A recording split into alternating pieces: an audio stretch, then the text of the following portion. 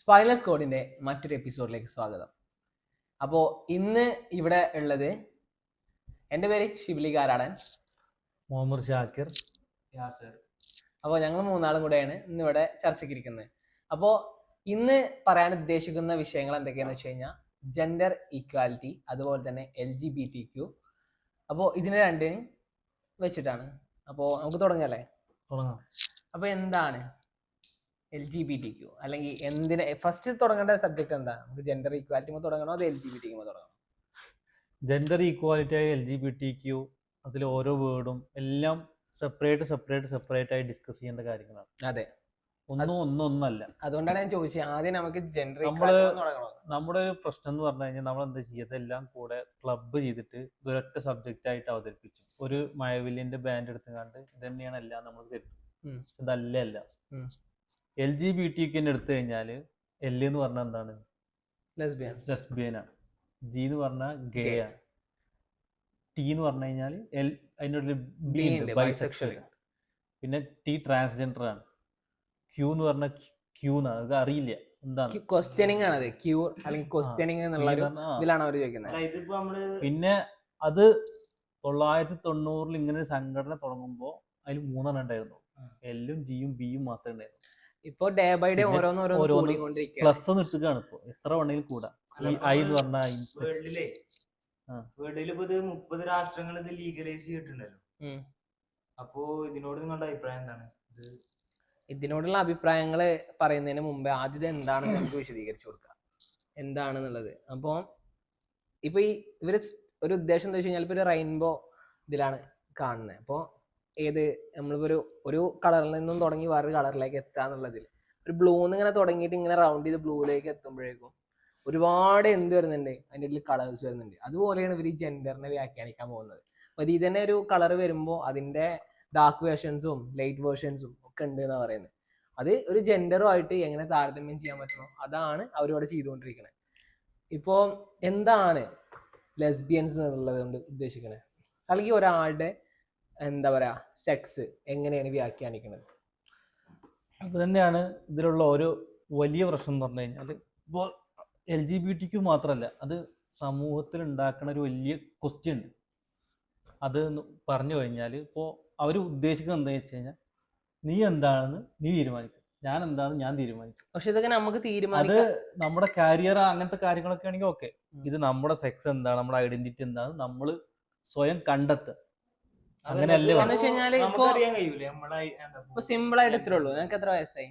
25 വയസ്സ്. എന്റെ സെക്സ് എന്താ? മെയില്. ഈ എന്ത് വെച്ചിട്ടാണ് ഈ മെയിലാണെന്ന് പറയുന്നത്? നമ്മുടെ പീനിസ് അല്ലാതെ സിമ്പിൾ ആയിട്ടൊരു കാര്യം പറയാ. ഇതിലിവരിങ്ങനെ പറഞ്ഞ ഒരു വ്യാഖ്യാനം വെച്ചിട്ടാണ് അത് വെച്ചിട്ട് എനിക്ക് ഐഡന്റിഫൈ ചെയ്യാൻ പറ്റുന്ന അവര് പറയണില്ല. സംഭവം ഇത്രേ ഉള്ളൂ. ഈ ജനിക്കുമ്പോൾ എനിക്കൊരു ക്രോമസോം ഉണ്ടാവും. ക്രോമസോമില് അറിയാൻ പറ്റും നമുക്ക് എന്താണെന്നുള്ളത്. നമ്മൾ പാരമ്പര്യമായിട്ട് അല്ലെങ്കിൽ ഇതാക്കുന്ന രീതി ഇതായിരുന്നു. അപ്പം ക്രോമസോം എന്ന് വെച്ച് കഴിഞ്ഞാൽ ഇപ്പൊ നീ പറഞ്ഞ രീതി എന്ന് പറയുന്നത് നമ്മൾ ജനിക്കുമ്പോൾ കുട്ടിക്ക് ഏത് ലിങ്കാണോ അതിനനുസരിച്ചിട്ടാണ് നമ്മൾ എന്ത് ചെയ്യുന്നത്, ആ കുട്ടിക്ക് എന്താണെന്നുള്ളത്. പക്ഷെ നമ്മൾ സയന്റിഫിക്കലി ആണ് നമ്മൾ നോക്കണെന്നുണ്ടെങ്കിൽ ക്രോമസോം പറഞ്ഞൊന്നുണ്ട്. അതിന്റെ ഏത് കോശങ്ങളെന്നും നമുക്ക് ചെക്ക് ചെയ്ത് കഴിഞ്ഞാൽ എന്ത് ചെയ്യാൻ പറ്റും, ക്രോമസോം കിട്ടും. 46 ക്രോമസോമാണ്. മനസ്സിലായി. ഞാൻ ചോദിക്കണ അതല്ല, നമ്മൾ ഈ ക്രോമസോം ഒക്കെ കടക്കുമ്പോൾ ഒരുപാട് എന്താ ചെക്കിങ് കാര്യങ്ങളും അല്ലാതെ നമുക്ക് മൈൻഡിൽ നമുക്ക് അറിയില്ലേ. മൈൻഡിലുള്ളത് നമ്മൾ കുട്ടി ജനിക്കുമ്പോ കുട്ടി കൈ തരുമ്പോ നമ്മൾ 2 കാര്യം പറയണ്ടോ, ആൺകുട്ടിയാണെന്ന് പറയും അല്ലെങ്കിൽ പെൺകുട്ടിയാണെന്ന് പറയും. ഇതാണ് നാച്ചുറലി ഉള്ള 2 സെക്സ്. പിന്നെ വരുന്നതൊക്കെ ഓരോരുത്തരെ ഒരു അസുഖമാണ്. കാര്യം പറഞ്ഞ ഒരു അസുഖമാണ്. ഇത് നമ്മുടെ അസുഖമാണെന്ന് പറഞ്ഞു കഴിഞ്ഞാൽ നമുക്ക് ഇതിലിപ്പോ ഒരാൾ സപ്പോർട്ട് ചെയ്യാൻ, ഒരാൾ ഈ ഒരു സംഭവം സപ്പോർട്ട് ചെയ്യാനുണ്ട് എന്നുണ്ടെങ്കിൽ അവരിതിനെ എതിർക്കും. എന്ത് ഇത് അസുഖമാണെന്നുള്ള, അസുഖമല്ല ഇതെന്താണ് എന്താ പറയാ തിരിച്ചറിവാണെന്നൊക്കെ പറഞ്ഞിട്ട് നമ്മൾ എതിർക്കാനുണ്ടാവും. പക്ഷെ നമ്മള് സംഭവം എന്താന്ന് വെച്ച് കഴിഞ്ഞാല് ഇപ്പൊ ഈ പറഞ്ഞല്ലോ XX ആയിട്ടാണ് നമുക്ക് അത് വരികയാണെന്നുണ്ടെങ്കിൽ നമ്മൾ പുരുഷനായിട്ടും, XY ആയിട്ടാണ് വരികയാണെന്നുണ്ടെങ്കിൽ നമ്മൾ സ്ത്രീ ആയിട്ടും ഐഡന്റിഫൈ ചെയ്യും. അതെ, XY പുരുഷനും. അങ്ങനെയാണ് നമ്മൾ എന്ത് ചെയ്യുക, ഇത് ഐഡന്റിഫൈ ചെയ്യുക. അപ്പോ അങ്ങനെയാണ് നമുക്ക് എന്ത് ചെയ്യാൻ പറ്റുക, സയന്റിഫിക്കലി നമുക്ക് 2 സെക്സിനെ എങ്ങനെ എന്താക്കുന്നുള്ളത് നമ്മൾ അങ്ങനെ നോക്കിയത്. ഇപ്പൊ ഈ വന്ന LGBTQ+ എന്ന് പറയുന്ന ഈ ഒരു സംഭവം ഇവർ പറയുന്നത് എന്താന്ന് വെച്ച് കഴിഞ്ഞാല് എന്താന്ന് ഇപ്പൊ നമുക്കറിയാം. ഒരു സ്ത്രീക്ക് ഒരു ഹോമോസെക്ഷൽ ആണ് എന്ത് പറയുന്നത്, എല്ലും ജിയും. പക്ഷെ കഴിഞ്ഞാൽ സ്വന്തം എന്താ സെക്സിനോട് താല്പര്യം തോന്നുന്നവരെയാണ് എന്തെന്ന് പറയുന്നത് ഹോമോസെക്ഷൽ എന്ന് പറയുന്നത്. ആ ഒരു ഗണത്തിൽ വെച്ച് നോക്കുമ്പോൾ ലെസ്ബിയൻസ് അല്ലെങ്കിൽ ഗേ എന്ന് പറയുമ്പോൾ, അതായത് സ്ത്രീക്ക് സ്ത്രീയോടും പുരുഷനോടും താല്പര്യം തോന്നുമ്പോൾ എന്താണ് അതൊരു ഹോമോസെക്ഷൽ ആയിട്ട് മാറുന്നുണ്ട്. പിന്നെ ഹെറ്ററോസെക്ഷൽ ഉണ്ട്, അതാണ് നമ്മുടെ പാരമ്പര്യമായിട്ടുള്ളത്. എന്ത് സ്ത്രീക്ക് പുരുഷനോടും പുരുഷന് സ്ത്രീയോടും ആയിട്ടുണ്ടായിരുന്നത്. പിന്നെ വരുന്ന ഒന്നാണ് എന്ത് ഇന്റർസെക്ഷൽ എന്ന് പറയുന്ന സാധനം. ഇന്റർസെക്ഷൽ ആണ് ജനറ്റിക്കലി XX ക്രോമസോമിന്റെ കാര്യം പറഞ്ഞില്ലേ. ഇത് ക്രോമസോം 46 ക്രോമസോമിന് മനുഷ്യനുണ്ടാവും. ചില ആളുകൾക്ക് ഈ ക്രോമസോമിന്റെ എണ്ണം കൂടും. XXY എന്ന് പറയുമ്പോൾ 47 ക്രോമസോമാവും, അല്ലെങ്കിൽ 45 ക്രോമസോമിൽ നിൽക്കും. എക്സ് മാത്രം, ഒരു എക്സ് കൊടുത്തില്ല വൈ കൊടുത്തില്ല. എക്സ് കിട്ടുകയെന്നുണ്ടെങ്കിൽ അയാൾ പെണ്ണായിരുന്നു, ഒരു എക്സും കൂടെ കിട്ടുകയാണെങ്കിൽ അയാൾ പെണ്ണായിരുന്നു, ഒരു വൈയും കൂടെ കിട്ടുകയാണെങ്കിൽ അയാൾ പുരുഷനായിരുന്നു. ഇത് രണ്ടും ആയില്ല, എക്സിൽ നിന്നു, ചിലത് XXY രണ്ടും എടുത്തു. ഇങ്ങനത്തെ ഒരു കേസ് മാത്രമാണ് ബൈ നാച്ചുറലി മൂന്നാമത്തെ ഒരു കേസ് എന്ന് പറയുന്ന ഇന്റർസെക്ഷൽ. രണ്ടും കൂടെ കൂടിയ ഒരു വകുപ്പ്. അവരെ നമുക്ക് സത്യം പറഞ്ഞു കഴിഞ്ഞാൽ കുറ്റം പറയാൻ പറ്റും.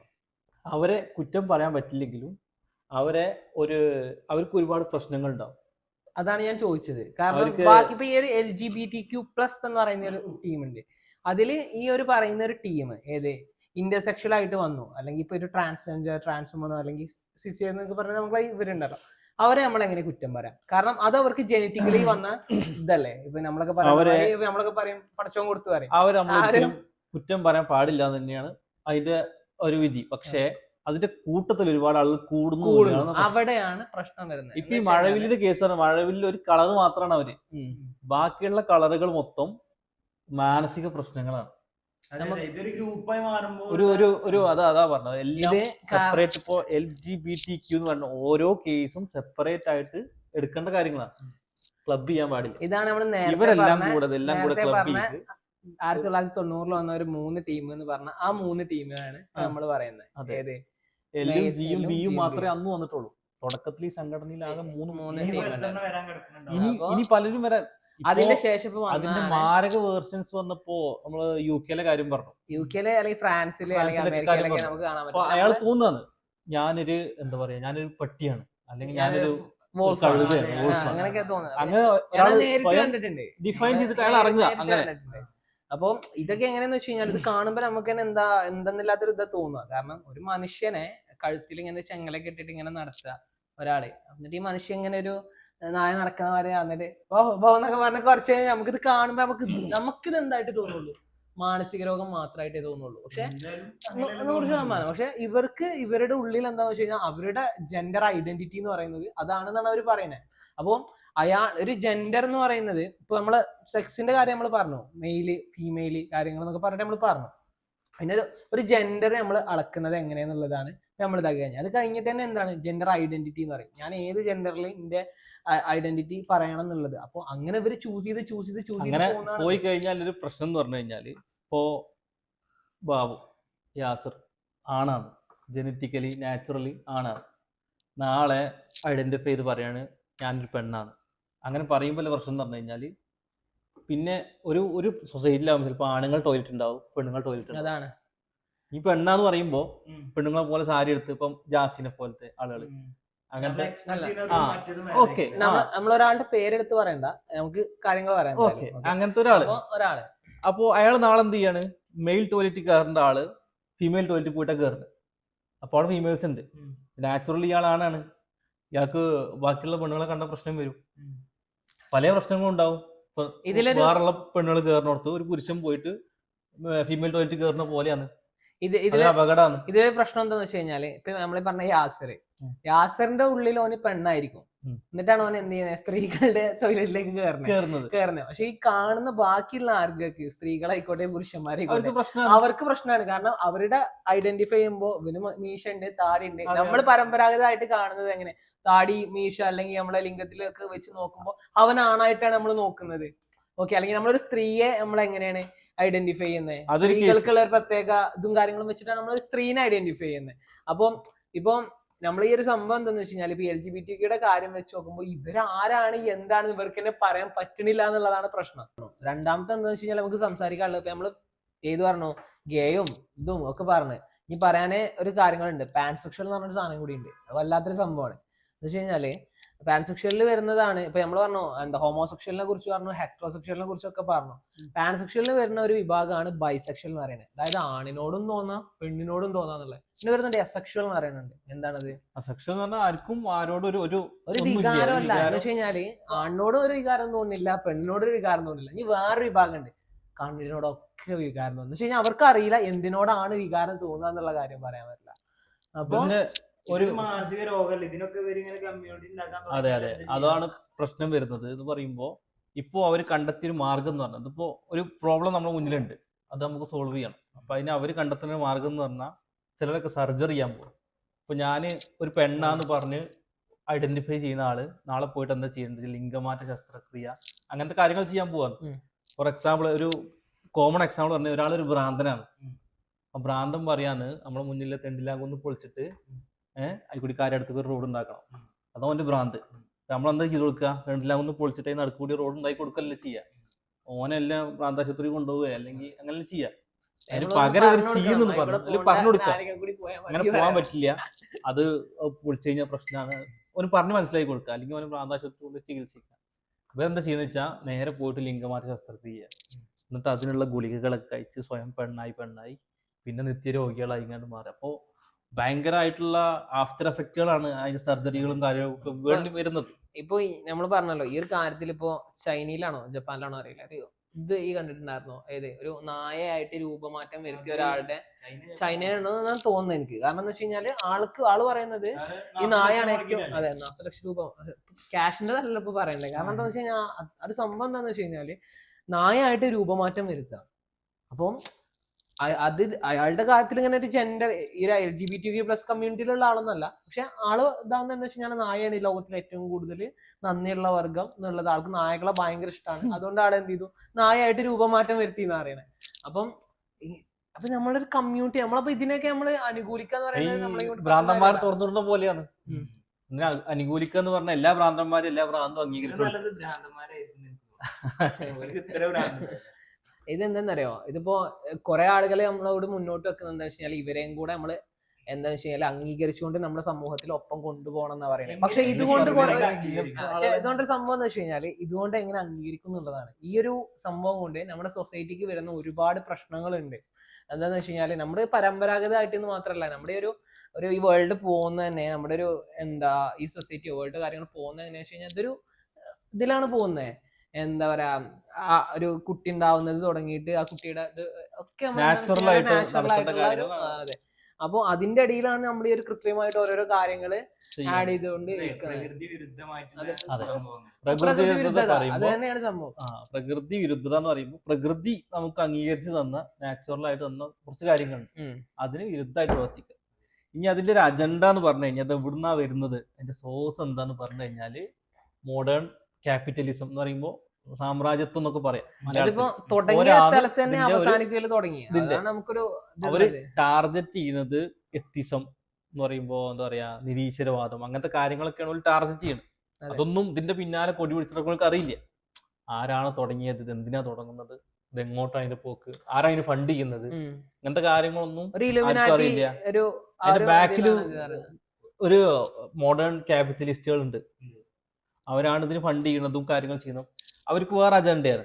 അത് നമുക്ക് വേണമെങ്കിൽ വേറെ എപ്പിസോഡിൽ പിന്നെ ചർച്ച ചെയ്യേണ്ടി വരും. അത് വലിയൊരു അജണ്ടയാണ്. പക്ഷെ ഇതിന്റെ സപ്പോർട്ട് ചെയ്യുന്ന വിഭാഗങ്ങളെ നോക്കിക്കഴിഞ്ഞാലാണ് നമുക്ക് മനസ്സിലാക്കാൻ പറ്റാത്തത്. പ്രീമിയർ ലീഗ് ആയിക്കോട്ടെ, അല്ലെങ്കിൽ ഇങ്ങനെയുള്ള എന്താ പറയാ ഒട്ടുമിക്ക പ്രമുഖ ബ്രാൻഡുകളെല്ലാം അഡിഡാസ് അല്ലെങ്കിൽ ഫണ്ട് ചെയ്യണത് ക്യാപിറ്റലിസ്റ്റുകളാണ് പറയാനുള്ള കാരണം അതാണ്. കാരണം ഇതുകൊണ്ടുള്ള മെയിൻ ബെനിഫിറ്റ്സ് എന്തൊക്കെയാണ് അവർക്ക് എന്നുള്ളത് അത് നമ്മൾ പറഞ്ഞല്ലോ വേറൊരു ചർച്ചയിൽ നമ്മള് സംസാരിക്കായിരിക്കും നല്ലത്. അപ്പോ ഈ ഒരു സംഭവം എന്താന്ന് വെച്ച് കഴിഞ്ഞാൽ ഇപ്പൊ സ്റ്റാർട്ട് ചെയ്ത് നമുക്കറിയാം അമേരിക്ക ഇതിലാണ്. നമുക്ക് അമേരിക്ക ഇപ്പൊ ട്രംപ് വന്നതിന് ശേഷം ട്രംപ് ഓപ്പൺ ആയിട്ട് പറഞ്ഞു ഇവിടെ 2 ആള് മതി, ഇതില്ലെങ്കിൽ ആണ് അല്ലെങ്കിൽ പെണ്ണ്, ബാക്കിയുള്ളവര്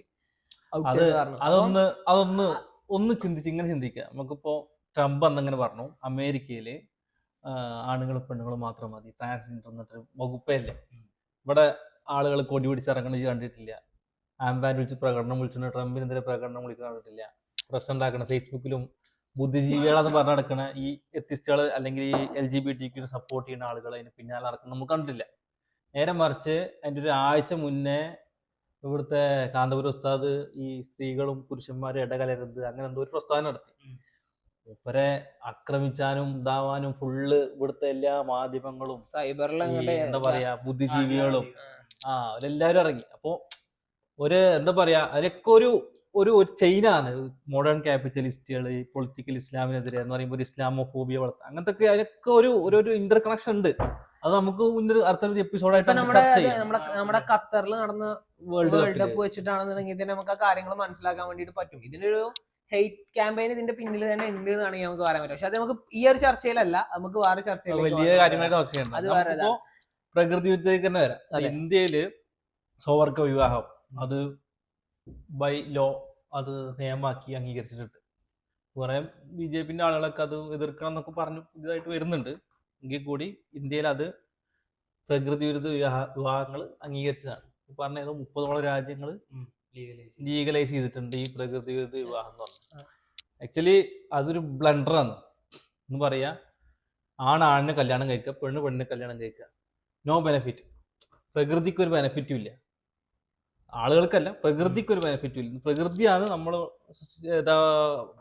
എക്കോസിസ്റ്റത്തിൽ നമ്മൾ ജീവിച്ചു പോകുന്നത്, അതിൻ്റെ ഒരു ബെനിഫിറ്റും ഇല്ല എന്ന് പറയുമ്പോൾ ഒരു പുതിയ തലമുറ ഉണ്ടായി വരുന്നില്ല, അങ്ങനത്തെ ഒരു കാര്യങ്ങളും ഇല്ല. പ്രകൃതി വിരുദ്ധത ഒരു തരം പറയാ ആ കേസ് എന്ന് പറഞ്ഞൊരു മാനസിക അസുഖമാണ്. അവരെ പോയി പ്രോപ്പറായിട്ട് ട്രീറ്റ് ചെയ്യുക. ഈ ഇങ്ങനെ കൗൺസിലിങ്ങും കാര്യങ്ങളൊക്കെ കൊടുത്ത് ട്രീറ്റ് ചെയ്ത് കഴിഞ്ഞാൽ ശരിയാവുന്ന പ്രശ്നങ്ങൾ 90% കേസൊക്കെ ശരിയാവും. അതിന് പകരം അവരെ അഴിച്ചു വിടുക. അതെ, ഇതെങ്ങനെയാണ് ഇപ്പൊ ഇതൊരു വരവെന്ന് വെച്ച് കഴിഞ്ഞാല് നമുക്ക് മനസ്സിലാക്കാൻ പറ്റും. നമ്മൾ നേരത്തെ തന്നെ പറഞ്ഞു ട്രാൻസ്ജെൻഡർ എന്ന് പറഞ്ഞു. ഈ ഒരു ട്രാൻസ്ജെൻഡർ വിഭാഗത്തിന് ഈ ഒരു കാര്യത്തിൽ കുറച്ചൊക്കെ ഒരു റൈറ്റ്സ് വേണമെങ്കിൽ നമുക്ക് കൊടുക്കാൻ വേണ്ടി പറ്റും. കാരണം ഈ മെയില് അല്ലെങ്കിൽ ഒരു ഫീമെയില് എന്നല്ലാണ്ട് ഇതിലേക്കുള്ള അതായത് ട്രാൻസ് വുമൺ ആയിക്കോട്ടെ അല്ലെങ്കിൽ ട്രാൻസ്ജെൻഡർ അല്ലെങ്കിൽ ഇവരോ CCI ആരെങ്കിലും ആയിക്കോട്ടെ, പക്ഷെ ഇവർക്കൊക്കെ എന്താന്ന് വെച്ച് കഴിഞ്ഞാല് ബൈ ബർത്ത് അവരങ്ങനെ ആയി പോയി എന്ന് വേണമെങ്കിൽ പറയാം. അപ്പൊ അവർക്ക് ഇതിലൊന്നും ചെയ്യാമല്ലോ. പക്ഷെ അവർക്ക് ഇപ്പൊ എന്താന്ന് വെച്ച് കഴിഞ്ഞാൽ അവർക്ക് ഇതൊരു സപ്പോർട്ടാണ്. ഏത് ഈ LGBTQ എന്ന് പറയുന്നത് അവർക്ക് വലിയൊരു കമ്മ്യൂണിറ്റിന്ന് മൊത്തത്തിൽ വന്നതാണ്. അപ്പൊ അവരത് മാക്സിമം യൂട്ടിലൈസ് ചെയ്യാൻ. കാരണം എന്ന് പറഞ്ഞു കഴിഞ്ഞാല് അത് ഞാൻ വീണ്ടും പഴയതിക്ക് തന്നെ വരാം. ഒരാൾക്ക് കാലില്ല അല്ലെങ്കിൽ കയ്യിലോ വികലാംഗനാണ്, ഓനെ വികലാംഗനാന്ന് പറഞ്ഞൊരു കാറ്റഗറി ഉണ്ടാക്കി മാറ്റി നിർത്തുകയാണോ അതോ നമ്മളെ കാറ്റഗറിയിൽ നമ്മൾ മനുഷ്യന്മാരെ പോലെ തന്നെയാണ് കൂട്ടിപ്പിടിക്കുകയാണോ വേണ്ടത്? 100%. പക്ഷെ ആ ഒരു സംഭവത്തില് ഇപ്പൊ നമ്മുടെ നാട്ടിലാണെന്നുണ്ടെങ്കിൽ തന്നെ ഈ ഒരു ട്രാൻസ്ജെൻഡർ വിഭാഗത്തെ നമ്മൾ കാണുന്നത് എങ്ങനെയാണ്? അത് നമ്മുടെ സമൂഹത്തിന്റെ പ്രശ്നമല്ലേ? അത് കുറെ കാഴ്ചപ്പാടിൽ മാറ്റം വരാണ്ട് അവരുണ്ടാക്കുന്ന പ്രശ്നങ്ങൾ ഇതിലുണ്ട് 100%. അത് ഞാൻ പറഞ്ഞു ട്രെയിനില് കോഴിക്കോട് ഉണ്ടാക്കിയത് ഈ പറഞ്ഞത് ഓക്കെ. ഏത് ട്രെയിനിൽ ഉണ്ടാക്കി പറഞ്ഞത്? ട്രെയിനിൽ ഉണ്ടാക്കിയത് ഇവര് പരമ്പരാഗത ജീവിത മാർഗമായിട്ട് കണ്ടു. അത് അവരുടെ പ്രശ്നങ്ങളാണ്. ഏത് എന്ന് വെച്ച് കഴിഞ്ഞാല് രണ്ടാമത് ഞാൻ ഒരു കാര്യം പറഞ്ഞുതരാം. എന്ന് വെച്ച് കഴിഞ്ഞാൽ ഈ പറഞ്ഞ കോഴിക്കോട് വരെ ചെയ്തു. കോഴിക്കോട് വരെ എന്ന് പറഞ്ഞാൽ ഇവരുടെ റൈറ്റ്സിന് വേണ്ടിയിട്ട് ഇവരിങ്ങനെ ഓരോന്ന് ചെയ്യുന്നതാണ്. അപ്പോൾ അതെന്ന് വെച്ചാൽ ഞാൻ പറഞ്ഞില്ലേ LGBTQ വന്നു, അപ്പൊ അവർക്ക് ഇത് അവരെ പിന്താങ്ങാനൊരു സംഘടന വന്നു. അപ്പൊ അവരത് മാക്സിമം യൂട്ടിലൈസ് ചെയ്യുന്നതാണ് ഇപ്പൊ ഞാൻ ഈ പറയുന്നത്. ഏത് അവരുടെ റൈഡുകളായി ഓരോരോ ഇതാളും കാര്യങ്ങളൊക്കെ ആയിക്കോട്ടെ, അതൊക്കെ എന്താ വെച്ച് കഴിഞ്ഞാൽ അവർ മാക്സിമം യൂട്ടിലൈസ് ചെയ്യുന്നതാണ്. പക്ഷെ ഞാൻ പറയുന്നത് എന്താണെന്ന് വെച്ച് കഴിഞ്ഞാൽ ഇവർക്ക് ഈ പറഞ്ഞ മാതിരി നമ്മുടെ സമൂഹത്തിന്റെ ഒപ്പം ചേർത്ത് നിർത്താന്നുണ്ടെങ്കിൽ എന്തൊക്കെയാണ് അവിടെ മാറ്റങ്ങൾ വരേണ്ടത്? അതാണ് ഞാൻ ചർച്ച ചെയ്യുന്നത്. അത് നമുക്ക് കുറെ എക്സാമ്പിൾ നമ്മുടെ മുന്നിലുണ്ട്. പണ്ട് സ്വാതന്ത്ര്യം കിട്ടുന്ന കാലത്ത് ഇപ്പോ നമ്മള് ഇവിടെ എല്ലാവർക്കും ഈ മറ്റേ റിസർവേഷനും കോട്ടയും കാര്യങ്ങളൊക്കെ ഇപ്പൊ SC/ST കമ്മ്യൂണിറ്റി, ആദിവാസി അല്ലെങ്കിൽ പട്ടികവർഗ പട്ടികജാതി അവരുണ്ടായത് ഭയങ്കരമായിട്ട് ഒരു മാറ്റി നിർത്തപ്പെട്ട ഒരു സമൂഹം. അവരെ നമ്മൾ മുന്നോട്ട് കൊണ്ടുവന്നെന്ന് പറഞ്ഞു കഴിഞ്ഞാൽ അവർക്ക് ആവശ്യമായ സംവരണവും കാര്യങ്ങളൊക്കെ കൊടുത്തു. ആ രൂപത്തിൽ ഇപ്പോ കൊച്ചി മെട്രോയില് ട്രാൻസ്ജെൻഡേഴ്സിന് സംവരണം ഉണ്ട്, അവർക്ക് ഒരുപാട് ജോലിയുണ്ട്. അപ്പോൾ അങ്ങനെ ജോലി കിട്ടുമ്പോൾ സ്റ്റേബിൾ ആയിട്ട് രണ്ടു കാലം നിൽക്കാൻ പറ്റുന്ന ഒരു അവസ്ഥയാണെന്നുണ്ടെങ്കിൽ അവരെന്ത് ട്രെയിനിൽ കൈവിട്ടാൻ പോവില്ല. 100%. അല്ലെങ്കിൽ രാത്രി അതെ, നമ്മള് സമൂഹത്തിൽ നമ്മൾ കാണുമ്പോ നമുക്ക് അധികം ഒന്നും പറയണം. നമ്മൾ ഈ പെരിന്തൽമണ്ണ പറഞ്ഞാൽ മതി. പെരിന്തൽമണ്ണ പറഞ്ഞു കഴിഞ്ഞാൽ തന്നെ വൈകുന്നേരം ഒരു രാത്രി ആയി കഴിഞ്ഞാൽ നമ്മൾ കാണുന്ന കാഴ്ചകളാണ് റോഡ് സൈഡിൽ ഇറങ്ങി നിൽക്കുന്ന ആളുകള്. നമ്മൾ ഇവിടെ നിന്ന് കോഴിക്കോട് വരെ പോവാണെന്നുണ്ടെങ്കിൽ മലപ്പുറത്തായിക്കോട്ടെ എവിടെ ആയിക്കോട്ടെ, എറണാകുളത്തിന്റെ കാര്യമൊന്നും പറയേ വേണ്ട. അപ്പൊ ഇത്തരം ഈ ഒരു സംഭവം എന്ന് വെച്ച് കഴിഞ്ഞാൽ ഒരു പരമ്പരാഗത തൊഴിലാക്കിയിട്ട് ഈ ഒരു ഇതിന്ന് മാറ്റി എന്നുള്ളതാണ്. അപ്പോൾ അത്തരം കാര്യങ്ങളിൽ നിന്ന് അവരത് വിട്ട് നിന്ന് ഈ ഒരു സമൂഹത്തിന്റെ ഒപ്പം കൂടിച്ചേരുകയാണെന്നുണ്ടെങ്കിൽ അവരെ ഒപ്പം ചേർക്കുന്നതിൽ തെറ്റില്ല. ഓക്കെ, അപ്പോൾ അതിനെ കുറിച്ചിട്ട് ഇപ്പോൾ അവരൊപ്പം ചേർക്കുന്നതിനെ കുറിച്ചിട്ട് എന്താ പറയാല്ലേ? അവരെ കൂട്ടണം നമുക്ക്. ഉം. നമുക്ക് സാധ്യമായ മേഖലകൾ എന്ന് പറയുമ്പോൾ അവർക്ക് നേരത്തെ പറഞ്ഞ പോലെ സംവരണം കൊടുക്കുക, ജോലി കൊടുക്കുക, അതുപോലെ തന്നെ അവർക്ക് രണ്ടു കാലം നിൽക്കാൻ വരുമാന മാർഗങ്ങൾ ഉണ്ടാക്കി കൊടുക്കാൻ പറ്റും. സർക്കാർ മേഖലയിലാണെങ്കിൽ എങ്ങനെ, അതല്ലാണ്ടെങ്കിൽ സ്വകാര്യ മേഖലകളിലാണെങ്കിൽ എങ്ങനെയൊക്കെ അവർക്ക് ഫിനാൻഷ്യലായിട്ട് നമുക്ക് അവരെ മുന്നോട്ട് കൊണ്ടുവരാൻ പറ്റും, അങ്ങനെ ചെയ്യാൻ പറ്റും. അപ്പൊ അങ്ങനെ ചെയ്യുമ്പോൾ തന്നെ നമ്മള് ഇതേപോലെ ഇതൊക്കെ അവർക്ക് ചെയ്തു കൊടുത്തു. ഇതൊരു വലിയ കമ്മ്യൂണിറ്റി ആയി നമ്മുടെ നാട്ടിൽ ഇങ്ങനെ മാറിക്കൊണ്ടിരിക്കുകയാണെങ്കിൽ അതിനൊരു കാര്യമുണ്ട്. കാരണം ഇതൊരു കമ്മ്യൂണിറ്റി നമുക്ക് പറയാൻ പറ്റില്ല. അത് ആ ഒരു കമ്മ്യൂണിറ്റി വരുന്നവരെ നമ്മൾ ഒപ്പം ചേർക്കാൻ വേണ്ടിയിട്ടാണ് നമ്മളിപ്പോ സംസാരിക്കുന്നത്. പറയുന്ന വിഭാഗം മാത്രം അവർക്ക് ഇതൊരു പ്രചോദനാവൂലേ ഇങ്ങനെ ഇനി ആഗ്രഹമുള്ള ആൾക്കാർ വരികയാണെങ്കിലോ? ഇത് ആഗ്രഹമല്ല പറയുന്നത് ബൈബർത്ത് അല്ലേ. ട്രാൻസ്ജെൻഡർ എന്ന് പറയുന്ന വിഭാഗം എന്ന് പറയുന്നത് നമുക്ക് ഒരു കുറ്റം പറയാൻ പറ്റില്ലല്ലോ. അവര് ജനിക്കുമ്പോ തന്നെ എന്താണ് ഇങ്ങനെ ഇതായിട്ട് ജനിക്കുന്നവരല്ലേ. അതന്നെ അവർക്കൊരു ആഗ്രഹം ഉണ്ടാവുമല്ലോ. അതിപ്പോ പെണ്ണായിട്ട് നടക്കണേ, അവിടെ ഉള്ളിലാണായിരിക്കും. അപ്പൊ ശരിക്കും അവർക്ക് പെണ്ണാവാനല്ലെങ്കിൽ ഒരു ആഗ്രഹം ഉണ്ടാവുക. അപ്പൊ അവര് ഇതിലേക്ക് ചേരാൻ ആഗ്രഹിക്കും. അല്ല, അവരുടെ കേസ് അങ്ങനല്ലേ. അവരുടെ കേസ് എന്ന് പറഞ്ഞാൽ ആണുങ്ങളായിട്ടുള്ള ശരീരപ്രകൃതി ഉണ്ടാവും, കൂട്ടത്തിൽ അതോടൊപ്പം പെണ്ണുങ്ങളായിട്ടുള്ള ശരീരപ്രകൃതിയും രണ്ടും കൂടെ മിക്സ് ആയിട്ട് വരണ്ടാവും. മനസ്സിലായില്ലേ? അവർക്ക് ആണാവാനോ അല്ലെങ്കിൽ പെണ്ണാവാനോ ഉള്ള താല്പര്യം ഒന്നും ആവില്ല ഉണ്ടാവുക. അവർക്ക് അവരാവാനുള്ള താല്പര്യം ഉണ്ടാവുള്ളൂ. അവർക്ക് ചിലർക്ക് ലൈംഗികമായിട്ടുള്ള ഒരു താല്പര്യം അവർക്ക് ഉണ്ടാവില്ല. അവർക്ക് വേണ്ടത് അങ്ങനത്തെ ഇപ്പൊ ഈ ട്രെയിനിൽ പോയി കൈയ്യെട്ടണമായാലും രാത്രി പെരുന്നൊന്നങ്ങാടി നിൽക്കുന്ന ആളുകളൊക്കെ ആയാലും കഴിഞ്ഞാൽ അവർക്ക് എന്താ വേണ്ടതെന്ന് വെച്ച് കഴിഞ്ഞാല് ഒരു ജീവനോപാധിയാണ് ആദ്യം വേണ്ടത്, ജീവിത മാർഗമാണ് വേണ്ടത്. ഇവരിതിലേക്ക് ഇറങ്ങുന്നതിനുള്ള ഒരു പ്രധാന പ്രശ്നം എന്താണെന്ന് വെച്ച് കഴിഞ്ഞാൽ ബാക്കിയുള്ള ആളുകൾ ഇവർ പോയി കഴിഞ്ഞാൽ ജോലി കൊടുക്കൂല, അല്ലാന്നുണ്ടെങ്കിൽ ഇവരെ ആ ഒരു താഴെത്തട്ടിൽ മാത്രം കണ്ടു എന്നുള്ളതാണ് ഒരു പ്രശ്നം. അത് അവരെ സംബന്ധിച്ചെടുക്കുമ്പോൾ ഒരു പ്രശ്നം തന്നെയാണ്. കാരണം ഇപ്പൊ നമ്മുടെ ഇത് ബൈബർത്ത് ഇങ്ങനെ ആയിപ്പോയ ഒരാളെ നമുക്ക് തിരിച്ച് കൈപിടിച്ച് ജീവിതത്തിലേക്ക് കയറ്റണം എന്നുണ്ടെങ്കിൽ അതിന് പറ്റിയ ഉപാധികൾ എന്താണെന്നുള്ളത് നമ്മൾ എന്ത് ചെയ്യണം, അവർക്ക് ചെയ്ത് കൊടുക്കുക തന്നെ വേണം. അപ്പൊ നേരത്തെ പറഞ്ഞ പോലെ സംവരണം എന്ന് പറഞ്ഞു, സംവരണത്തിന്റെ വിഷയം എടുക്കുകയാണെന്നുണ്ടെങ്കിൽ അവരൊരു സ്റ്റേജിൽ എത്തുന്നവരെ നമ്മളത് ചെയ്തു കൊടുക്കണം. കാരണം നമ്മുടെ കൾച്ചർ എന്ന് പറഞ്ഞു കഴിഞ്ഞാൽ അത് അങ്ങനെയാണ് ഉള്ളത്. കാരണം ഇവരെ ഒരു അതിപ്പോ നമ്മുടെ ഒരു മൊത്തത്തിൽ നമ്മൾ പറയുന്ന വിഷയം തന്നെയാണ് കൾച്ചറിന്റെ ഒരു കാര്യം വെക്കുകയാണെന്നുണ്ടെങ്കിൽ. താഴെത്തട്ടിലുള്ള ആളുകളെ ഇങ്ങനെ താഴത്തേക്ക് ആക്കുന്ന രീതിയിലുള്ള ഒരു കൾച്ചർ ഉണ്ട്. അപ്പം അങ്ങനെ വെച്ച് നോക്കുമ്പോൾ ഇവരൊന്ന് പൊങ്ങി വരുന്നത് വരെ നമ്മൾ അവരെ നോക്കണം എന്നുള്ളത് തന്നെയാണ്, സപ്പോർട്ട് ചെയ്യണം എന്നുള്ളത് തന്നെയാണ്. ബാക്കിയുള്ള ഏത് വിഭാഗം ആയിക്കോട്ടെ അവരെ ട്രീറ്റ് ചെയ്യാൻ വേറെ രൂപത്തിലാണ് നമ്മൾ ട്രീറ്റ് ചെയ്യേണ്ടത്. അവരൊരു രോഗികളാണുള്ളത് ലെവലിലാണ് നമ്മൾ കണക്കാക്കുന്നത്. നമ്മളിപ്പോ ചെയ്യേണ്ട ഒരു സംഭവം എന്താണെന്ന് വെച്ച് കഴിഞ്ഞാൽ ഈ ഒരു ട്രാൻസ്ജെൻഡർ വിഭാഗത്തിനെ നമ്മൾ സപ്പോർട്ട് ചെയ്യണം, മറ്റുള്ളവരെ നമ്മൾ അടിച്ചമർത്തണം എന്നുള്ളതാണ്. അവർക്ക് ഇതൊരു അസുഖമാണെന്ന് മനസ്സിലാക്കി കൊടുക്കണം. ഒരു കാര്യം മാത്രം ചിന്തിച്ചാൽ മതി, ഈ ഒരു വിഭാഗം ഇത്രത്തോളം കൂടി വന്നത് ഈ അടുത്താണ്. ഈ ഒരു എന്താ വെച്ച് കഴിഞ്ഞാൽ ഈ ഒരു കമ്മ്യൂണിറ്റി വന്നതിന് ശേഷമാണ് ഇതിങ്ങനെ ഞാൻ എന്താ പറയാ എക്സ്പോസ്ഡ് ആവാൻ ഓക്കെ. ഏത് ഐ മീൻ ലെസ്ബിയൻസ് ഗേ എന്നുള്ള വിഭാഗം പണ്ട് മുതലേ ഉണ്ടായിട്ടുണ്ടാവും. പക്ഷെ നമ്മൾ ഉദ്ദേശിക്കുന്നത് അതല്ല, ബൈസെക്ഷൽസും ഉണ്ടായിട്ടുണ്ടാവും. പക്ഷെ ഞാൻ ഉദ്ദേശിച്ചത് എന്താണെന്ന് വെച്ച് കഴിഞ്ഞാൽ ഈ വോൾഫ് അല്ലെങ്കിൽ ഇതേമാതിരി തന്നെ പുതിയ ജെൻഡേഴ്സ് കാര്യങ്ങൾ ഇങ്ങനെ ഒരുപാട് പ്ലസ് വന്നു തുടങ്ങിയത് ഈ അടുത്താണ്. അപ്പൊ ഇതിന്റെ ഒരു കാരണം എന്താന്ന് വെച്ച് കഴിഞ്ഞാല് അവരുടെ എന്താ പറയാ ഇതാണ് തിങ്കിങ് ആണ്. എന്താന്ന് വെച്ച് കഴിഞ്ഞാൽ അവരുടെ ബ്രെയിനിൽ അവർക്ക് ഇങ്ങനെ തോന്നുകയാണ്. കാരണം ഇപ്പൊ നമ്മൾ തന്നെ ഓരോ കാര്യങ്ങൾ നമ്മൾ കേട്ട് കഴിഞ്ഞ് കഴിഞ്ഞാൽ നമ്മളെ മൈൻഡിലേക്ക് വരും, ഇത് പറഞ്ഞത് ശരിയാണോ എന്നുള്ളത്. അപ്പോൾ ഇവരുടെ ഹെഡിലേക്ക് അല്ലെങ്കിൽ ഇവരുടെ ബ്രെയിനിലേക്ക് ഇത് ഇൻജെക്ട് ചെയ്ത് കയറ്റാണ്, ഇതാണ് ശരി അല്ലെങ്കിൽ എന്താണെന്നുള്ളത്. അപ്പോൾ ഓൾറെഡി ഒരു ചെറിയ മൈൻഡുള്ള ആളുകൾ എന്താണ് ഇതിലേക്ക് നേരെ തിരിഞ്ഞു പോവാണ് എന്ന് വെച്ച് കഴിഞ്ഞാൽ അവിടെ ബ്രെയിൻ വാഷ് ചെയ്യപ്പെടുകയാണെന്നുള്ളതാണ് ഞാൻ പറഞ്ഞു വരുന്നത്. അവർക്ക് കാര്യമായ ബോധവൽക്കരണമാണ് ആദ്യം വേണ്ടത്. അതെ, അവർക്ക് വേണ്ടത് ആളുകൾക്ക് ഇപ്പോ ഇതൊരു എന്താ പറയുക, നിങ്ങൾക്കൊരു നോർമൽ മനുഷ്യന്മാർക്ക് ഇല്ലാത്തൊരു സംഗതിയാണ്, ഇത് അസുഖമാണ്. കാരണം ഇല്ല, അതാണ് പറഞ്ഞത്, അവർക്ക് അത് എതിർക്കും. പക്ഷെ നമ്മുടെ സമൂഹത്തില് ഞാൻ പറഞ്ഞല്ലോ, ഇപ്പൊ നമ്മുടെ സമൂഹത്തിൽ ഇവര് നടത്തുന്ന ഓരോരോ മാർച്ചുകളും കാര്യങ്ങളൊക്കെ എന്തിനാ, അവർക്ക് ഇതുണ്ട് എന്ന് പറയാൻ വേണ്ടിയിട്ടാണ്. നമ്മൾ എന്തിനാണ് ഓപ്പോസിറ്റ്, നമ്മൾ അതിനെ ഒഴിവാക്കി വിടണം എന്നുള്ളതാണ് എൻ്റെ ഒരു അഭിപ്രായം. കാരണം അവരെന്ത് പറഞ്ഞോട്ടെ, ഇവിടെനോ ഇങ്ങോട്ട് എന്താണ് ഇങ്ങോട്ട് എൻട്രി ഇല്ല എന്നുള്ള കാര്യങ്ങൾ നമ്മൾ അങ്ങനെ ചെയ്യാനേ വേണ്ടി വരും. കാരണം അല്ലാണ്ട് ഇതിലൊരു മാറ്റമില്ല. എന്താ നമ്മൾ പറയുകയാണെന്നുണ്ടെങ്കിൽ, കാരണം ബൈബർത്ത് ആയിട്ട് നാച്ചുറലി ആയിട്ടുള്ള ആളുകളെ നമുക്ക് എന്ത് ചെയ്യാൻ വേണ്ടിയിട്ട് ഇതിലേക്ക് ഓക്കെ ആക്കിയിട്ട്, കാരണം ബാക്കിയുള്ള ആളുകളെ അവർക്ക് ചെയ്യാൻ പറ്റില്ല. ബയോളജിക്കലി ഓക്കെ ആയിട്ടുള്ളത് എന്ന് വെച്ച് കഴിഞ്ഞാൽ നമ്മൾ നേരത്തെ പറഞ്ഞ XX അല്ലെങ്കിൽ XY അതിന്റെ കൂടെ വേറെ എന്തെങ്കിലും ആഡ് ചെയ്തിട്ടുണ്ടാവുന്ന ഈ ഒരു ട്രാൻസ്ജെൻഡർ എന്നുള്ള ഒരു വിഭാഗം. അപ്പോൾ ഈ ഒരു ബയോളജിക്കലി ആയിട്ടുള്ള ആളുകളെ മാത്രം നമുക്ക് എന്ത് ചെയ്യാൻ വേണ്ടിയിട്ട് നമുക്കിതിൽ പരിഗണിക്കാൻ പറ്റുന്ന പരിഗണിക്കാൻ വേണ്ടി വിഭാഗമുള്ളൂ. പറ്റും. ബാക്കിയുള്ളതൊക്കെ അസുഖമാണ്. അതിനെ ആ രൂപത്തിൽ വേണം നമ്മൾ ട്രീറ്റ് കാരണം ചെയ്യാൻ. നമ്മളിപ്പോ അതാണ് അതിന്റെ ഒരുപാട് കാര്യം. റീൽസ് അങ്ങനെ ഉണ്ടാവും, ഹൗ മെനി ജെൻഡേഴ്സ് ലോ എന്നറിയണ്ടാവും എന്ന് വെച്ചാൽ കുറെ ഒരുപാട് ഇതിന് മാത്രം ജെൻഡേഴ്സ് ഉണ്ട് എന്നുള്ളത് നമ്മൾ വിശ്വസിക്കണില്ല. ഇനി വേറെ പലതും കേറി വരും. ഇപ്പൊ ഇത്ര ആയിട്ടുള്ളൂ.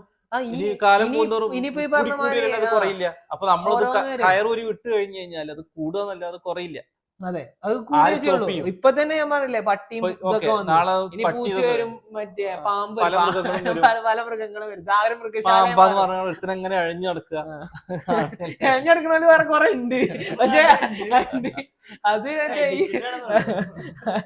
അത് ഈ ഒരു വിഭാഗത്തിൽ പെട്ടതല്ല, അത് വേറെ വിഭാഗം.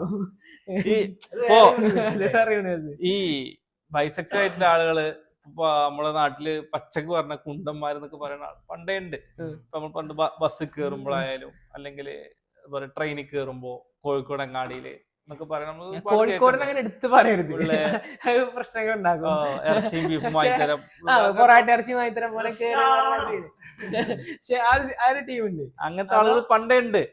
അവർക്ക് നമ്മളെന്താ ചെയ്യുന്നത്, സമൂഹം ഇഗ്നോർ ചെയ്യായിരുന്നു. അല്ലാന്നുണ്ടെങ്കിൽ ഒരു മ്ലേച്ഛമായ സംഗതിയായിട്ട് കണ്ട് ഒഴിവാക്കുകയായിരുന്നു. സംഭവം എന്ന് വെച്ച് കഴിഞ്ഞാൽ ഈ ഒരു വിഭാഗം തന്നെ ഉണ്ടല്ലോ, ഏത് ഇപ്പൊ നമ്മൾ ഈ പറഞ്ഞ വിഭാഗം, അവർ ബൈസെക്ഷലാണ്, അവർ LGBTQ+ ഭാഗമാണ്. പക്ഷെ അവർക്ക് അറിയാം ഇത് തെറ്റാണെന്നുള്ള കാര്യങ്ങളൊക്കെ അറിയുന്നതുകൊണ്ട് അവർ പുറത്തേക്ക് ഇത് വരുന്നില്ല, എക്സ്പോസ് ചെയ്യുന്നില്ല എന്നുള്ളതാണ്. അപ്പോ അതാണ് മാറ്റം. പക്ഷെ ഇപ്പൊ ഈ ഒന്നായിട്ട് ഇറങ്ങിയ ആളുകളുണ്ടല്ലോ, ഈ ഒരു LGBTQ ഇറങ്ങി, അവരിത് എക്സ്പോസ് ചെയ്യാൻ ഇഷ്ടപ്പെടുകയാണ്, റെഡിയാണ്. അതാണ് മാറ്റം. ഇപ്പൊ നമ്മൾ ഈ പറഞ്ഞ ആളുകളെ എക്സ്പോസ് ചെയ്യുകയാണെങ്കിൽ ഇതൊരു വലിയ കമ്മ്യൂണിറ്റി ആയി മാറി LGBTQ. ഈ പറഞ്ഞ ആളുകൾ വയസ്സന്മാരെല്ലാരും കൂടെ ഇറങ്ങി കഴിഞ്ഞാൽ, അല്ലെങ്കിൽ ഇത്ര ആൾക്കാരെ കഴിഞ്ഞ് വലിയൊരു കമ്മ്യൂണിറ്റി ആയി മാറി. ഇപ്പൊ ചെറുപ്പത്തിലും അതില്ലാന്ന് ഇത് നമ്മൾ പറഞ്ഞ് മനസ്സിലാക്കി കൊടുത്ത് ഒരു ഇതായി കൊടുത്തു കഴിഞ്ഞാലുള്ളത്. പക്ഷെ ഒരു കാര്യം കൂടെ നമ്മൾ ശ്രദ്ധിക്കണം, ഈ എന്തുകൊണ്ടാണ് നമ്മൾ ഇത്രയും കാര്യങ്ങൾ പറഞ്ഞു, എന്തുകൊണ്ട് ഏറ്റവും കൂടുതൽ ഈ ഒരു വിഭാഗത്തിൽ നമ്മൾ കാണുന്ന ഒരു വയസ്സായവരെയാണ്, കുറച്ച് വയസ്സായ ആളുകളെയാണ് നമ്മൾ കാണുന്നത്. ഈ ഒരു മറ്റേ പക്ഷെ ആ വയസ്സായ ആളുകൾ കുട്ടികളുടെ ഇതാക്കാൻ വേണ്ടിട്ട് ബസ്സിലായിക്കോട്ടെ, ബസ്സില് സ്ത്രീകൾക്കോ അല്ലെങ്കിൽ സ്ത്രീകൾക്ക് നല്ല ആൺകുട്ടികൾക്ക് അല്ലെങ്കിൽ ഇതായിക്കോട്ടെ, ഇത്തരം ഒരു മാനസിക രോഗമായിട്ട് അല്ലെങ്കിൽ ഒരു ഈ ഒരു ലസ്റ്റ് ഇങ്ങനെ കൂടുതൽ ഇതാക്കി കാണുന്നത് നമ്മള് കുറച്ച് പ്രായമായ ആളുകളാണ്. അത് എന്തുകൊണ്ടാണ്? അതിന്റെ ഒരു ഉത്തരം എന്ന് പറഞ്ഞു കഴിഞ്ഞാൽ, അത് ആക്ച്വലി നാച്ചുറലി മനുഷ്യന് ആണും പെണ്ണും തമ്മിൽ വ്യത്യാസം. ആണുങ്ങൾ എന്ന് പറഞ്ഞു കഴിഞ്ഞാല് ഒരു 70 വയസ്സായാലും 80 വയസ്സായാലും ആ ലെസ്റ്റ് തീരുന്നില്ല. അയാൾക്ക് ആ ലെസ്റ്റ് ഉണ്ടാവും. 70 ആയാലും 75 ആയാലും 80 ആയാലും നാച്ചുറലി പുരുഷൻ എന്ന് പറയുന്ന സംഗതി അങ്ങനെയാണ്. പക്ഷെ സ്ത്രീ അങ്ങനെയല്ല. ഒരു മെനോപോസ് എന്ന് പറഞ്ഞ ഘട്ടം കഴിഞ്ഞു കഴിഞ്ഞാൽ പിന്നെ സ്ത്രീക്ക് ലെസ്റ്റ് എന്ന് പറഞ്ഞ സംഗതി വളരെ അപൂർവമായിട്ട് സംഭവിക്കുന്ന കാര്യങ്ങളാണ്. അപ്പോൾ ഒരു സാധാരണ നമ്മുടെ നാട്ടിലുള്ള ഒരു ഭാര്യ ഭർത്താവ് അല്ലെങ്കിൽ കപ്പിൾസ് തമ്മിലുള്ള ഏജ് ഡിഫറൻസ് എന്ന് പറയുമ്പോൾ 7, 8, 6 ആ റേഞ്ചിലൊക്കെയാണ് ഇപ്പോ സാധാരണ. ഇപ്പൊ ഏകദേശം കുറഞ്ഞു വരുന്നുണ്ട്. അത് വളരെ നല്ല കാര്യമായിട്ടാണ് നമ്മൾ പറയുന്നത്. പക്ഷെ അതൊരു ദൂരവ്യാപക പ്രത്യാഘാതങ്ങൾ അതിനുണ്ട്. അതെ, അതുണ്ട്. അത് ഈ ലെസ്റ്റിന്റെ കേസ് തന്നെ ഉണ്ട്. പറയുമ്പോ പെട്ടെന്ന് സ്ത്രീ വയസ്സായി പോകും, പിന്നെ പുരുഷന്റെ ലെസ്റ്റ് നശിക്കുന്നില്ല, സ്ത്രീക്ക് അവിടെ ഉണ്ട്. സ്ത്രീന്റെ നശിച്ചു, പുരുഷന്റെ കഴിഞ്ഞിട്ടില്ല എന്നുള്ളത്. സമൂഹത്തേക്ക് കുറെ പ്രശ്നങ്ങളും വരും. പണ്ടൊക്കെ ഉണ്ടെങ്കിൽ ഒരു 60 വയസ്സൊക്കെ കഴിയുമ്പോൾ പിന്നെ അവർക്ക് അങ്ങനെ ഈ വീട്ടിൽ നിന്ന് അങ്ങനത്തെ അവരുടെ ആ ഒരു നീഡ്സ് എന്താന്ന് വെച്ച് കഴിഞ്ഞാല്, ആ ഒരു ലെസ്ബിയൻ നീഡ്സ് എന്താണെന്നുള്ളത് അവർക്ക് വീട്ടിൽ നിന്ന് കിട്ടാതാവുകയാണ് ഉണ്ടാകുന്നത്. അപ്പൊ ആ ഒരു സംഭവത്തില് അപ്പൊ അവരെന്താ വെച്ച് കഴിഞ്ഞാൽ ഇത് എവിടെയെങ്കിലും ഒക്കെ കൊണ്ടുപോയി തീർക്കണമെന്നുള്ളതുകൊണ്ടാണ് ഈ ഒരു സംഭവം. അപ്പൊ അവര് കൂടുതൽ ഇങ്ങനെ തേടി പോകുന്ന ഒരു പ്രശ്നത്തിലേക്കാണ് വരുന്നത്. അതാണ് അതിന്റെ ഒരു കാരണമായിട്ട് നമുക്ക് പറഞ്ഞു കൊടുക്കാൻ വേണ്ടി പറ്റുക. സിമ്പിൾ ആയിട്ട് പറയുകയാണെന്നുണ്ടെങ്കിൽ, അവർക്ക് വീട്ടിൽ നിന്ന് കിട്ടാണ്ടാവുമ്പോൾ അവർ പുറത്തേക്ക് ഇറങ്ങുകയാണ്. അപ്പോൾ ഇത് ഒരു മാനസിക രോഗം തന്നെയാണ്. മാനസിക രോഗം മീൻസ് അതിൽ ബൈസെക്ഷൽസ് ആയി മാറുന്നുണ്ട്. കാരണം പിന്നെ അവർക്ക് സ്ത്രീകളോടുള്ള താല്പര്യം കുറഞ്ഞിട്ട് പിന്നെ എങ്ങനെ സ്വയം ഇതിലേക്ക് മാറുന്നത് അതൊരു മാനസിക രോഗം തന്നെയാണ്. 100% ബൈസെക്ഷൽ അവരെ പെടുത്തി കഴിഞ്ഞു. കാരണം ഇവരിപ്പോ മൊത്തത്തിൽ പറഞ്ഞിട്ടില്ല എന്നുണ്ടെങ്കിൽ അവരെ പെടുത്തി കഴിഞ്ഞു. അപ്പം അതങ്ങനെ തന്നെയാണ്. അപ്പൊ അതിലും മാറ്റങ്ങൾ വരണം. പിന്നെ ഒരിക്കൽ കുറെ ചികിത്സകൾ കൊടുക്കുക, ആത്മീയമായിട്ടുള്ള ചികിത്സകൾ കൊടുക്കുക.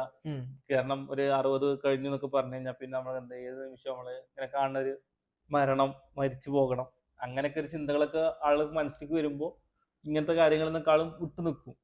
അങ്ങനത്തെ ചികിത്സകൾ കൊടുക്കുക ആത്മീയമായിട്ടുള്ള. അല്ലാന്നുണ്ടെങ്കിൽ കൗൺസിലിംഗ് കാര്യങ്ങള്, ഹോമിയോപ്പതി അങ്ങനത്തെ ചികിത്സകൾ വേണമെങ്കിൽ അങ്ങനെ കൊടുക്കുക. ഈ ഒരു സംഭവം എന്ന് വെച്ച് കഴിഞ്ഞാല് പക്ഷെ അത് അഡ്രസ് ചെയ്യണം പ്രോപ്പറായിട്ട്. എനിക്ക് ഇങ്ങനെ ഒരു പ്രശ്നമുണ്ട്, ഞാൻ ഇങ്ങനൊരു പ്രശ്നമുണ്ടെന്ന് അയാൾ ഐഡന്റിഫൈ ചെയ്തിട്ട് അയാൾ അതിനുള്ള സൊല്യൂഷൻ ഉണ്ടാക്കാൻ നോക്കണം. അല്ലെങ്കിൽ നമ്മൾ സമൂഹത്തിന് പറഞ്ഞു കൊടുക്കണം, ഇത് ഇങ്ങനത്തെ അങ്ങനെ പ്രശ്നങ്ങളുള്ള ഒരു പ്രശ്നമാണ്, ഇത് അസുഖമാണ്, ഇത് രോഗമാണ്, ഇത് പറഞ്ഞു കൊടുത്തിട്ട് ആളുകളെ അതിന് മാറ്റി കൊടുത്താണ് നമ്മൾ വേണ്ടത്. പക്ഷെ അതിന് പകരം ആളുകൾ എന്താ ചെയ്യുന്നത് വെച്ച് കഴിഞ്ഞാൽ എല്ലാത്തിനും സപ്പോർട്ട് ചെയ്യുക, എന്തിനും സപ്പോർട്ടാണ്. അതാണ് നമ്മൾ പറയുന്നത്. കാരണം ഇപ്പൊ ഈ പറഞ്ഞ വിഭാഗത്തിന് തന്നെ നമ്മൾ സപ്പോർട്ടായിട്ട് വരികയാണെന്നുണ്ടെങ്കിൽ ഒരു വലിയൊരു വലിയ കമ്മ്യൂണിറ്റി ആളുകളായി ഇവിടെ തന്നെ വന്നു. ഒരു അപ്പോ അത്രയും വലിയൊരു കമ്മ്യൂണിറ്റി ആയിട്ട് വന്നു. തെരഞ്ഞെടുപ്പിലൊക്കെ വോട്ട് മറിച്ചാൽ ആളുകളായി.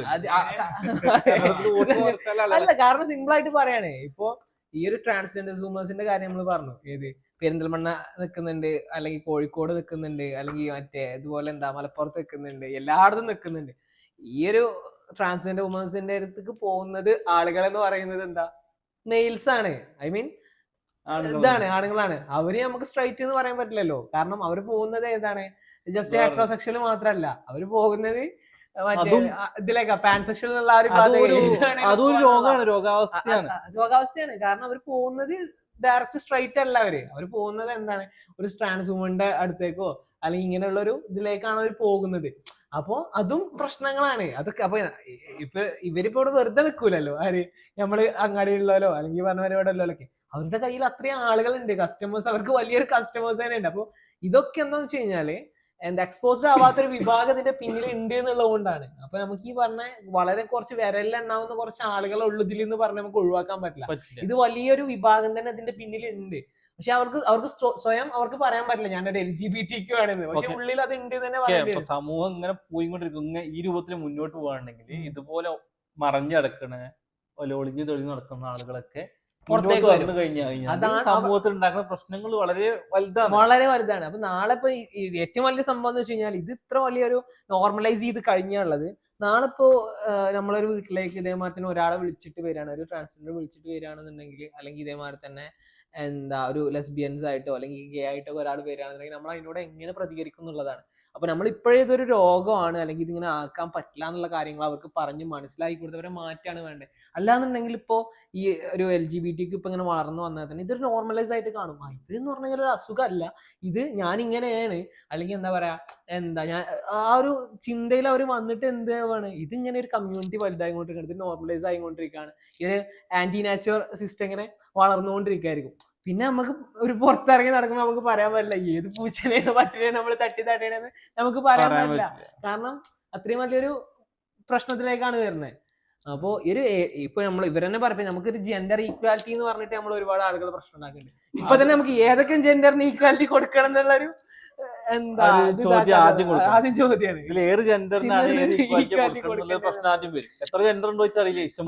ഇതിൽ ആർക്കൊക്കെ എന്തൊക്കെ ഈക്വാലിറ്റി കൊടുക്കും. നമ്മള് ഒരു ജെൻഡർ ഈക്വാലിറ്റിന്റെ വിഷയം നെക്സ്റ്റ് പാർട്ട് 2 ആണിത്. ജെൻഡർ ഈക്വാലിറ്റി എന്ന് പറയുന്ന ഇത് നമ്മൾ എന്ത് ചെയ്യണേ, ഇതിപ്പോ ഒരുപാട് ടൈം ആയിട്ടുണ്ടാവും, നമ്മള് പാർട്ട് 2 ആയിട്ട് ഇറക്കുന്നുണ്ടാവും. അപ്പൊ അതിൽ നമ്മൾ എന്താ പറയണെന്ന് വെച്ച് കഴിഞ്ഞാല് ജെൻഡർ ഈക്വാലിറ്റിയുടെ കാര്യം പറയുകയാണെന്നുണ്ടെങ്കിൽ ഒരു കാര്യം നമുക്ക് സിമ്പിൾ ആയിട്ട് പറയാൻ പറ്റും. ഇപ്പൊ നമ്മളിപ്പോ ഒരു ചർച്ച ചെയ്യുന്ന ഒരു വിഷയം എന്താ വെച്ചാല് ആണിനും അല്ലെങ്കിൽ പെണ്ണിനും തമ്മിലുള്ള ഒരു ജെൻഡർ ഈക്വാലിറ്റി ഇതാണ് നമ്മൾ ചർച്ച ചെയ്യാറ് നോർമലി. പക്ഷെ ഈ ഒരു LGBTQന്റെ വിഷയം എടുക്കുകയാണെന്നുണ്ടെങ്കിൽ നമ്മൾ പറഞ്ഞ മാതിരി ആർക്കൊക്കെ ഇവിടെ ഈക്വാലിറ്റി കൊടുക്കണം, എന്തിനൊക്കെ നമ്മളിവിടെ ഈക്വാലിറ്റി കൊടുക്കണം എന്നുള്ളതാണ് വിഷയം. ജെൻഡർ ഈക്വാലിറ്റിന്റെ കാര്യം വേറെയാണ്.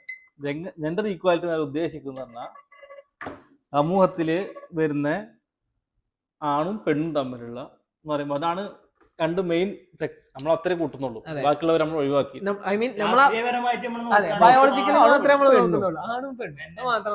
ഓക്കെ, ട്രംപ് പറഞ്ഞ പോലെ ഇവിടെ ആണും പെണ്ണും മാത്രം മതി, ബാക്കി വേണ്ട.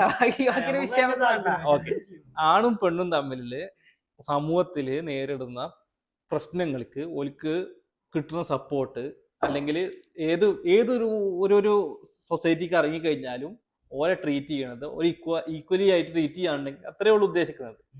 ഇപ്പൊ ഈ പാർവതിയൊക്കെ പറയുന്ന പോലെ വേതനം അങ്ങനെ അതൊന്നും അങ്ങനൊന്നും പറയാൻ പറ്റില്ല. അതൊക്കെ എല്ലാ കാര്യത്തിലും നമുക്ക് ഈക്വാലിറ്റി കയറ്റിക്കാൻ വിടാൻ പറ്റില്ല. ഇപ്പൊ ഒരു സംഭവം അത്രേ ഉള്ളൂ. പാർവതി പറയുന്നുണ്ട് എന്താ എനിക്ക് ഇത്രയാണ് വേതനം കിട്ടുന്നത്, ഷാറൂഖ് ഖാൻ അത്രയാണ് വേതനം, അല്ലെങ്കിൽ എന്താ പറയണേ വിജയ്ക്ക് അത്രയാണ് വേതനം എന്നുള്ള കാര്യങ്ങള് അവിടെ പറയുന്നുണ്ട്. പക്ഷെ ഒരു സംഭവം ഉണ്ട്, ഘടകം മാത്രല്ല. ഇപ്പൊ ഇവര് പറയുന്ന ഒരു വേതനത്തിന്റെ കാര്യം എടുക്കുമ്പോ ഇതിൽ കിട്ടുന്ന റിട്ടേൺസും കൂടെ നമ്മൾ നോക്കണം. അതാണ് മെയിൻ വിഷയം, ബിസിനസ് ആണ്. അപ്പൊ ഇതിന്റെ റിട്ടേൺസ് നമ്മൾ നോക്കുമ്പോ പാർവതി അഭിനയിച്ച് ഇപ്പൊ എത്ര ആളുകളെ കാണാൻ വേണ്ടിട്ട് പോകും? ഇതൊരു പാർവതിന്റെ പടാണെന്ന് പറഞ്ഞ എത്ര ആൾക്കാർ ആ സിനിമയിൽ കാണാൻ വേണ്ടി പോകും. അതിന് കാണാൻ പോകുന്നവരുണ്ടാവും, പക്ഷെ അതിന്റെ ആ ഒരു ഭയങ്കര കുറച്ചായിരിക്കും. നേരെ മറിച്ച് ഇത് ഷാറൂഖ് ഖാന്റെ പടാണ്, അതൊക്കെ ഇതൊരു വിജയാണെന്ന് പറഞ്ഞാൽ അവിടെ തല്ലാണ്, ആകെ പാലഭിഷേകവും. അപ്പൊ അവർക്ക്